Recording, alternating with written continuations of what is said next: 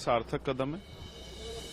Constant debate जो है वो उस पर हमारा प्रयास ये रहेगा कि आकलन होना चाहिए कि जो सपने संविधान निर्माता डॉक्टर बाबा साहब अम्बेडकर उनके सहयोगियों को रहते संविधान को लेकर, जो बलिदान दिया है देश के क्रांतिकारियों ने देश को लेकर, क्या हम उनको पूरा कर पाए हैं या हम उस तरफ आगे बढ़ रहे हैं।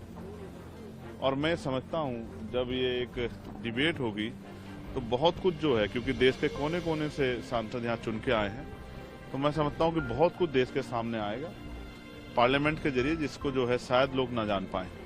मेरा तो बहुत अच्छा जो है, क्योंकि मैं एक वकील भी हूं और कॉन्स्टिट्यूशन पे मेरा जो है एक अच्छा जो है हमेशा जो है ये रहा है कि कॉन्स्टिट्यूशन पे चर्चा जरूरी है और कॉन्स्टिट्यूशन के मूल्यों को जो है समझना जरूरी है।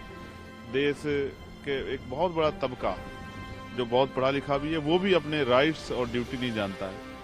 तो बहुत कुछ है जिस पे हम लोग चर्चा करेंगे और देश के सामने लाने का प्रयास करेंगे। और मेरा विश्वास है कि ये चर्चा सार्थक चर्चा अगर रही तो इससे नौजवानों को और नई आने वाली जनरेशन को बहुत कुछ जानने समझने का मौका मिलेगा।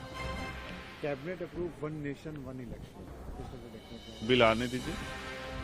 मैं जब जरूरी नहीं कि हर चीज का विरोध करूं, जब कोई बिल आएगा उस बिल में क्या है उसके जो क्लोज को जब हम लोग पढ़ेंगे तभी मैं उस पर अपनी टिप्पणी करूंगा।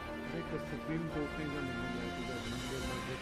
कोई भी आबादी है तो उसको नहीं, एक ठहराव जरूरी था और सर्वोच्च न्यायालय की तरफ सबकी निगाह थी। ये ठहराव नहीं होगा तो रोज जो है बुनियादी मुद्दों से ध्यान हटके इसी तरह की चीजों पर चर्चा होती रहेगी और अस्थिरता का माहौल बना रहेगा। मैं सर्वोच्च न्यायालय की प्रशंसा करता हूं कि जो जहां उम्मीदें खत्म होती है, सर्वोच्च न्यायालय अक्सर जो है उन उम्मीदों को दोबारा जिंदा रखने का प्रयास करता है।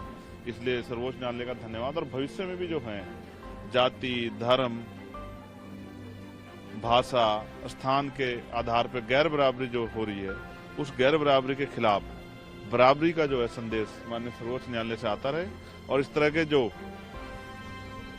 डिस्टर्बिंग एलिमेंट हैं, जो देश का माहौल खराब करना चाहते हैं, देश का माहौल बिगाड़ना चाहते हैं, उन पे जो है अंकुश लगे, इसका भी मैं जो है सर्वोच्च न्यायालय से प्रार्थना करता हूँ। जो इलाहाबाद जज ने बोला था इम्पीचमेंट जरूरी है और मैंने उस पर सिग्नेचर भी किया। और मैं आपको फिर ये स्पष्ट करता हूँ, अगर ऐसे जज, जैसा मैंने पहले भी कहा, अगर वो प्रमोट हो गया सुप्रीम कोर्ट आ गए तो कोई ऐसा फैसला ना दे दे जिसका नुकसान जो है देश को एक बड़ी क्षति के रूप में उठाना पड़े। तो इसलिए मैं स्पष्ट करता हूँ ऐसे जज और उनके सारे फैसले जो पिछले फैसले हैं उनका भी निरीक्षण होना चाहिए और भविष्य में उनकी सेवा पे जो है रोक लगनी चाहिए कि उनको भविष्य में कोई आधार ना हो इस तरह के फैसलों में इन्वॉल्व होने का, क्योंकि उनके द्वारा दिए गए फैसले मुझे नहीं लगता कि वो न्यायिक होंगे या वो निष्पक्ष होंगे। मुझे उनके सभी फैसलों पर